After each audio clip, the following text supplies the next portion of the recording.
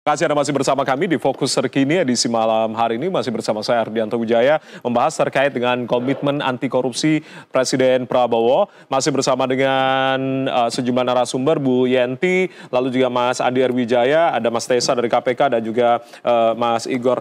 Kembali saya akan ke Mas Andi. Mas Andi, ini kan selain peringatan bagi para menterinya yang kemudian dilantik hari ini untuk tidak mencari uang dari APBN, ada juga jenis-jenis korupsi yang lain begitu, seperti hanya penyalahgunaan wewenang, lalu ada jual beli atau pengaruh kuasa begitu. Bagaimana tentunya sikap Pak Presiden Prabowo tentunya terkait dengan praktek-praktek yang seperti itu? Kalau terkait dengan itu tadi, terkait dengan tidak mencari uang dari APBN, ini kan secara tegas begitu, tapi ada juga praktek-praktek korupsi lain ternyata dari penyalahgunaan wewenang, jual beli jabatan itu. Bagaimana sikap dari Pak Prabowo, sikap tegasnya, Mas Andi? Pertama, Pak Prabowo memberikan influence, memberikan arahan-arahan kepada para pembantunya di kabinet, dengan cara yang pertama adalah memberikan keteladanan. Jadi Pak Prabowo ini memang dalam setiap ucapannya beliau selalu memberikan selain arahan-arahan juga keteladanan. Dan ini yang akan menjadi daya dorong ya bagi para menterinya, gitu. Khususnya untuk influence tadi. Jadi Pak Prabowo ini kan suka memberikan tekanan-tekanan itu secara psikologis juga. Misalkan mengumpulkan para menteri-menterinya untuk menyamakan frekuensi dalam agenda kerja ke depan, misalnya seperti itu. Seperti kemarin yang ada di Hambalang. Kemudian nanti akan ada lagi pembekalan, bahkan ini menginap ya di Magelang, di Akmil, menginapnya di tenda. Ini kan sebenarnya salah satu bentuk Pak Prabowo ya melakukan semacam hegemoni begitu, jadi pemaksaan tapi dalam bentuk pikiran. Jadi bagaimana tindakan-tindakan person-person para menteri-menterinya ini sebenarnya sadar gitu, secara mendalami secara kejiwaannya begitu, bahwa korupsi itu sebenarnya adalah penyakit kronis yang mengganggu jalannya pemerintahan. Ya. Begitu juga dalam beberapa arahan-arahannya, termasuk pidato-pidatonya kemarin gitu. Mungkin kita semua bisa mendengarkan bahwa kita ini berkuasa bukan untuk diri kita sendiri, kita berkuasa bukan untuk pimpinan kita, gitu. Tapi kita berkuasa untuk rakyat. Kita berkuasa harus seizin rakyat. Kedaulatan ini adalah kedaulatan rakyat dan kita harus mengembalikan dengan bentuk kerja-kerja yang konkret, kerja-kerja yang terukur, ya, kerja-kerja yang menuju ke kesejahteraan rakyat. Gitu. Jadi sebenarnya itu justru langkah yang optimal ya Pak Prabowo melakukan langkah-langkah, karena ya dengan daya hegemoni tersebut, dengan kita melakukan pemaksaan dalam bentuk pikiran tadi, ya itu yang sering dilakukan Pak Prabowo. Kan ketaatan itu ada 3, Mas ya. Pertama ketaatan internalisasi, jadi sadar karena memang meyakini bahwa itu perbuatan tidak bagus. Yang kedua sadar karena mengikuti tren, ya, mengikuti pimpinan, mengikuti kebanyakan orang, ya, trennya nggak ngerokok pada nggak ngerokok. Nah, itu yang ketiga adalah sadar karena ada aturannya memang nggak boleh gitu. Nah, biasanya kalau sadar karena atau taat karena ada aturan, ya itu begitu aturannya lemah, dia bisa nyelonong gitu. Nah, makanya yang terpenting adalah Pak Prabowo ini menginfluence para menteri-menterinya dalam rangka tadi. Jadi jangan sampai ada kebocoran, dagang pengaruh ya segera hentikan atau apalah yang kecil-kecil. Memang perintahnya tidak korupsi, tapi kan tadi Mas Jaya sudah memulai ya, seperti misalkan penyalahgunaan kekuasaan itu kan juga termasuk. Kemudian kayak dagang pengaruh itu kan yang sering terjadi pejabat-pejabat Indonesia lakukan, dan itu yang akan tekankan ya Pak Prabowo ke depan. Saya kira demikian, Mas. Oke, saya langsung ke Bu Yenti. Bu Yenti, saya minta tanggapan, termasuk ada 2 tadi bentuk atau jenis-jenis tipikor tindak pidana korupsi, penyalahgunaan wewenang, lalu juga jual beli jabatan atau pengaruh begitu yang masuk dalam jenis-jenis tipikor begitu. Bagaimana tentunya untuk bisa memitigasi hal itu? Mumpung ada Wasekjen Gerindra juga di sini, Mas Andi. Silakan Bu Yenti. Iya. Terima kasih Mas Andi, ditunggu dari tadi Mas Andi. Ya, tadi yang disampaikan Mas Andi tadi kan saya sudah sampaikan, itu sebetulnya adalah amanat dari UNCEC, Prudent Influence. Itu sudah ada, Insight and Judgment. sekarang sekarang dilantik berapa harta kekayaannya, nanti selesai berapa tiap tahun dilihat. Ada nggak penaikan yang signifikan, itu kita belum lakukan. Tolong sampaikan ke Pak Prabowo, kita juga harus merubah, merevisi undang-undang tipikor kita, selain kita punya undang aset recovery. Dan yang paling penting adalah edukasi, bukan kepada masyarakat saja. Sekarang selalu edukasi pada masyarakat, jangan korupsi, bukan. Edukasi kepada para pejabat, para politisi, jangan korupsi, dan harus tahu yang namanya korupsi itu apa. Korupsi itu bukan hanya 1-2 pasal, ada 17 atau 19 perbuatan yang namanya korupsi. Termasuk trading influence, itu korupsi, gratifikasi korupsi, penyuapan, menyuap, dan menyuap atau bahkan keluarganya menerima dari hasil gratifikasi TPPU. Itu justru menurut saya harus ada edukasi yang mendalam kepada para pejabat, kepada aparat juga tentu tahu. Pejabat di bawah-bawahnya juga tahu. Jangan sampai ada yang mengatakan, sering sekali pejabat mengatakan, serupiah pun saya tidak menerima. Pidana korupsi tidak harus menerima juga kalau dia melakukan perbuatan. Meskipun yang bersangkutan tidak menerima serupiah pun, tapi dia yang menyalahgunakan kewenangannya, dia yang melawan hukum untuk seseorang, dia juga pelaku. Artinya apa? Tindak pidana korupsi itu jangan ditekankan pada masyarakat, hanya masyarakat saja, denial for corruption. Tetapi harus jadi jargonnya Pak Prabowo, denial for corruption itu justru untuk itu tadi, untuk kepalanya dulu, untuk kepalanya, untuk pejabatnya, untuk semuanya juga. Jangan selalu mengatakan edukasi pada masyarakat. Ya, masyarakat kan kalau ada contoh teladan, itu oke kan. Memalukan sekali ketika orang juga menerima hasil korupsi, para influencer dan sebagainya, orang-orang yang sebetulnya terpelajar dan sebagainya.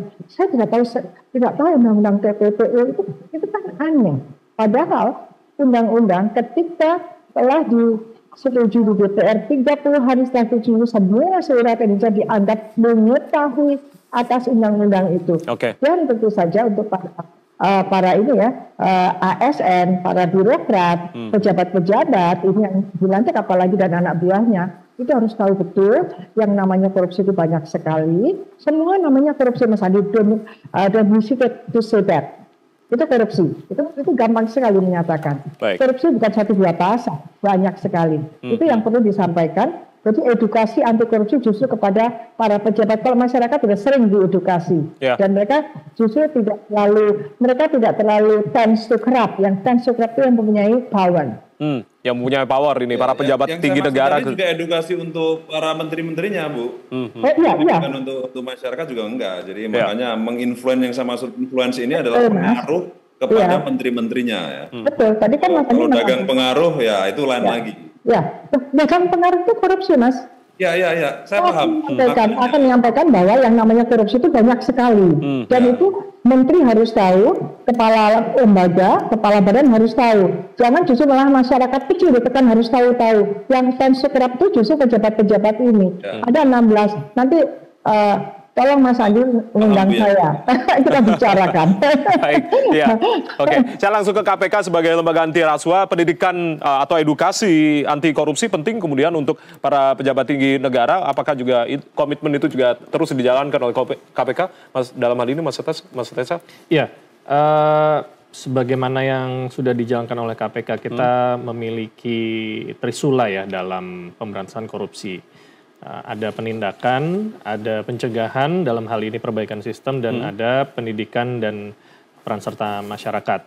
Ada juga mungkin Mas Jaya dan rekan-rekan narasumber tahu, kita juga punya paku integritas, di mana di paku integritas itu kita memberikan bahan-bahan pendidikan baik kepada anggota legislatif, DPR, DPRD, DPD, sampai dengan menteri di kementerian, apa yang sudah disampaikan oleh narasumber, korupsi ini A, B, C, D, E, ada beberapa jenis korupsi.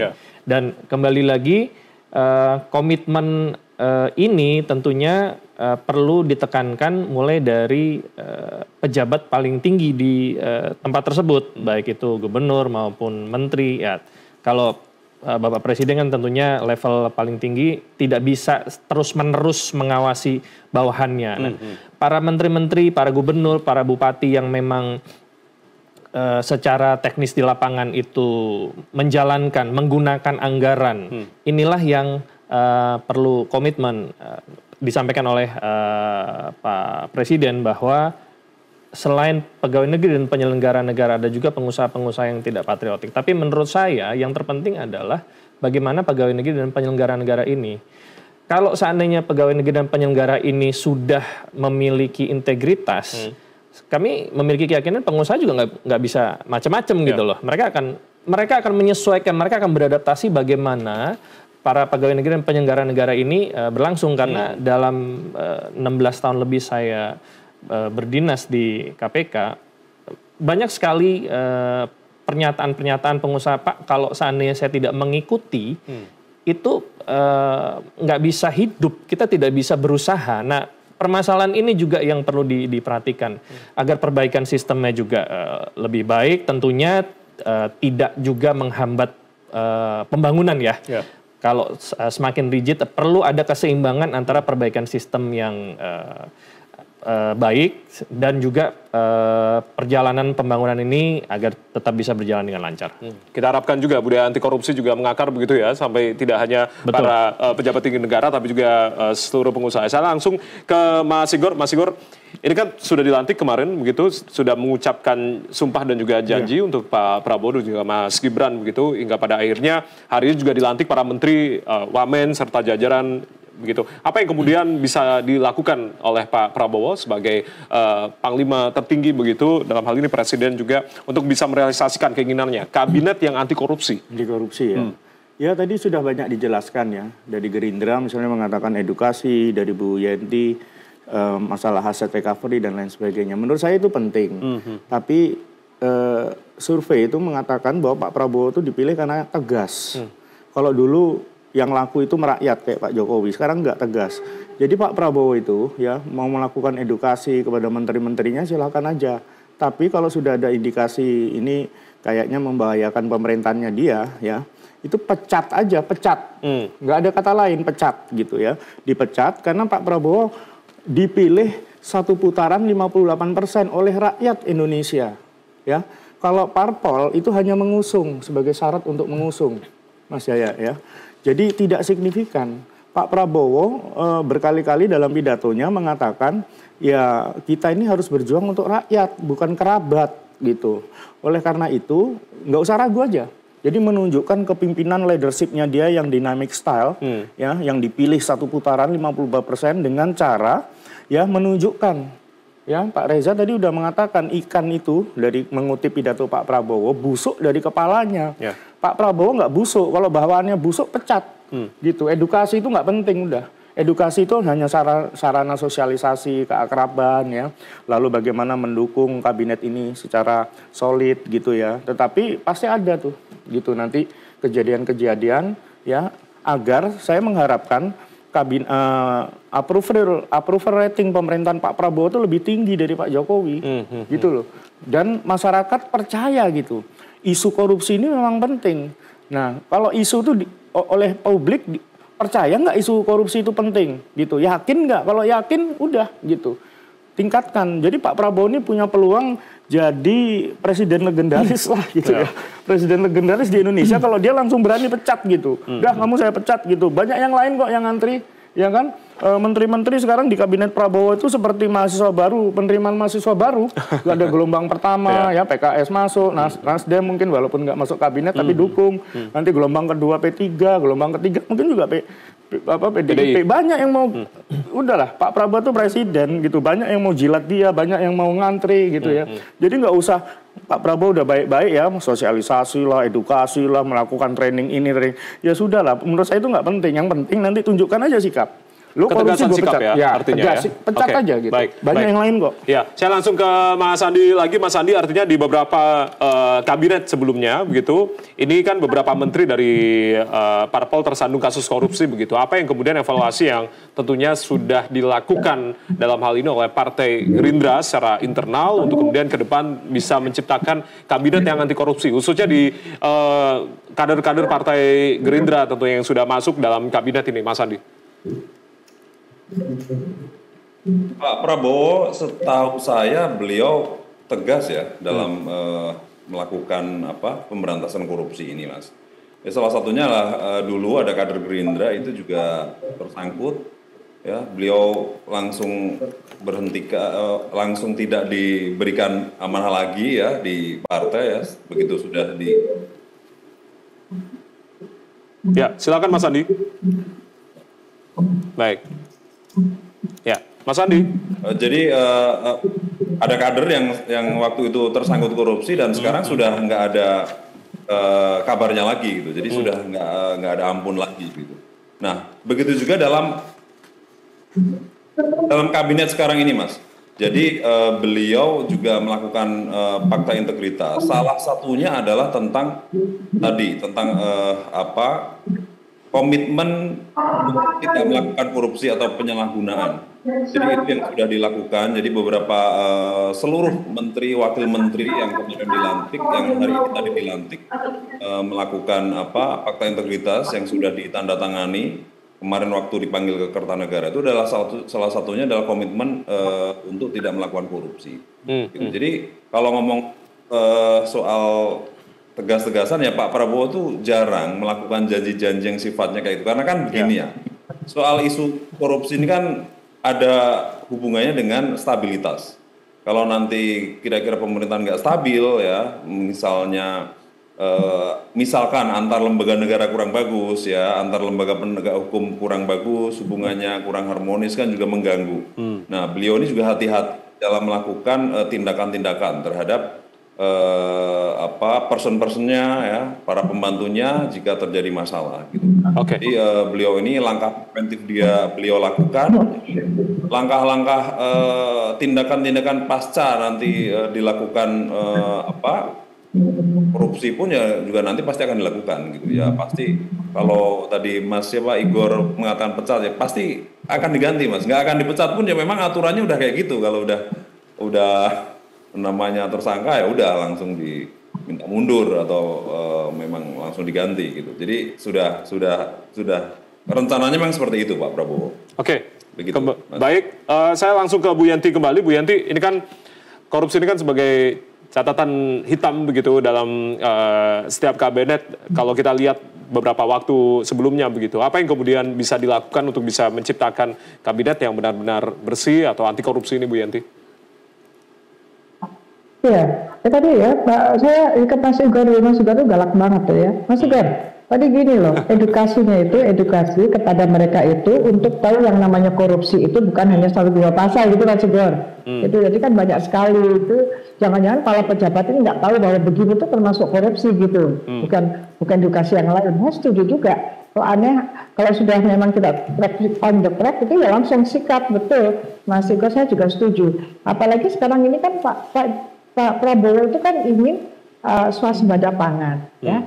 Rakyat itu adalah makan itu pangan itu sesuatu yang sangat spiritual sekali. Kita nggak bisa mencerdaskan bangsa tanpa makan. Pangan itu makanya ada badan pangan dan sebagainya. Secara internasional pangan itu baru kita kecerdasan dan sebagainya menuju kepada bangsa yang sejahtera dan sebagainya pangan. Nah di sini hati-hati sekali swasembada pangan. Dan itu artinya apa? Petani. Saya masih ingat waktu kecil Pak Harto itu apapun yang terjadi petani itu tidak pernah menjerit. Bagaimana? Kenapa sekarang menjerit? Karena pupuk aja nggak ada. Ya pupuk aja punya uang nggak bisa beli pupuk. Nah ini potensi korupsi ini tinggi sekali. Siapa sih menguasai pupuk?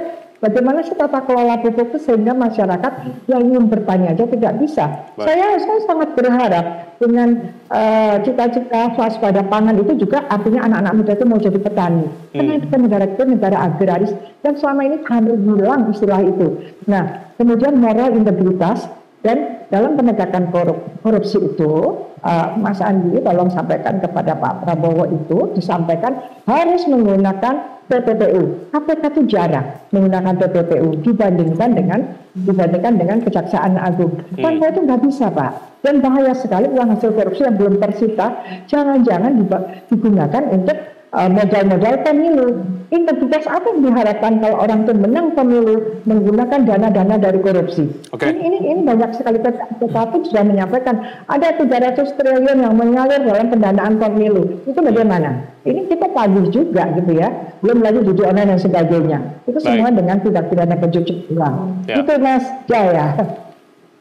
Baik. Bang Igor, menanggapi apa yang sudah disampaikan oleh Bu Yanti tadi? Iya, saya setuju Bu Yanti. Maksud saya edukasi penting, tapi ya sikap Pak Prabowo tuh dia dipilih ya. Pak Prabowo tuh nggak usah ragu lagi lah, 58% satu putaran. Rakyat itu mendukung Pak Prabowo, udah pecat aja kalau ada anggota kabinetnya yang korupsi. Dan Pak Prabowo harus bisa gini ya, tadi saya udah di awal ya mengatakan bahwa pemerintahan yang baik itu ya harus bisa memberantas korupsi gitu. Dan pemerintahan di Indonesia soal korupsi ini ya kayak cuman ganti monyet sama kera.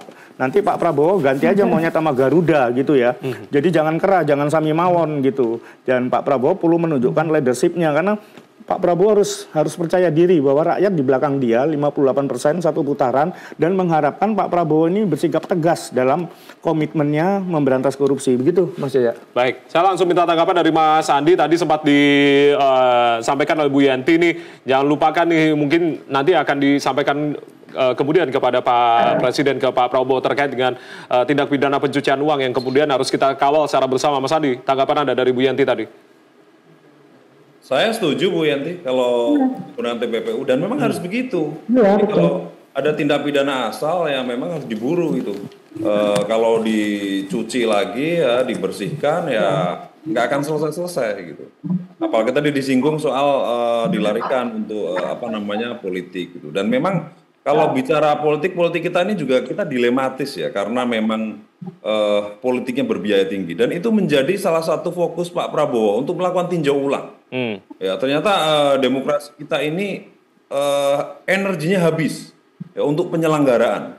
Ini kan kadang-kadang miris ya. Jadi antara masyarakat kita nggak siapnya nih karena mungkin tingkat pendidikannya mayoritas masih rendah dan juga tingkat ekonominya juga masih rendah.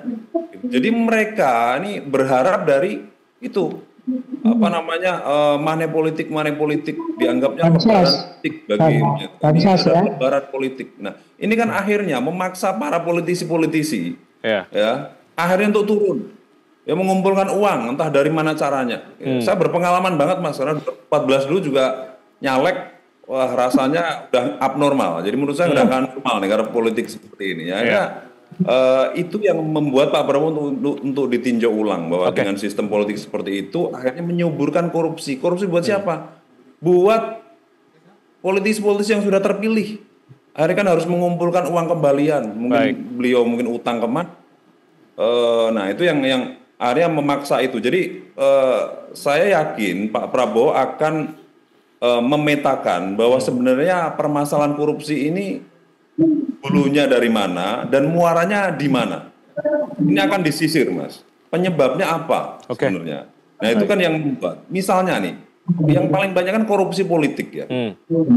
Ya jadi satu sisi kan partai politik itu butuh dana, tapi nggak boleh bikin badan usaha. Ini kan juga masalah. Harus ngumpulin dari anggota. Karena cukup seluruh anggotanya berapa sih kalau partai politik sementara partai ID kita masih rendah. Ya. Anggota partai itu kalau bukan pengurus partai nggak dianggap anggota partai gitu. Jadi masyarakat kita ya peduli amat dengan partai politik gitu. Jadi itu kan menjadi ya lingkaran setan aja, muter aja di situ. Ya, nah, dari mana diturunkan ke mana. Jadi banyak orang ngomongin uang setan dimakan iblis. Gitu. Nah, itulah yang menjadi fokus Pak Prabowo untuk membenahi dari situ, Mas. Benar. Karena tadi kebanyakan kan korupsi politik ya. Baik. Saya setuju Bu Yanti bahwa TPPU ini perlu dilakukan ya karena kalau enggak ya harta kejahatan itu ya akan kembali bersih dan dianggap itu sesuatu hal yang normal gitu. Dia perlu dirampas ya untuk negara. Oke, baik Mas Andi. Banyak harapan tentunya dari pidato perdananya Pak Prabowo sebagai presiden kemarin begitu. Tentunya kita harapkan kemudian ini tidak hanya sebagai jargon-jargon semata, tidak hanya muncul pada saat pidato saja, tapi aksinya yang sama-sama kita tunggu untuk anti korupsi ini. Terima kasih Mas Tessa, Mas Igor, lalu juga Mas Andi dan juga Bu Yenti yang sudah bergabung via daring di malam hari ini. Salam sehat selalu Bapak, Ibu, terima kasih Mas. Terima kasih sudah bergabung bersama kami di Fokus Strategi TVRI. Saya Ardianto Wijaya mewakili teman-teman yang bertugas mengucapkan terima kasih atas kebersamaan Anda. Selamat malam dan sampai jumpa. Terima kasih banyak.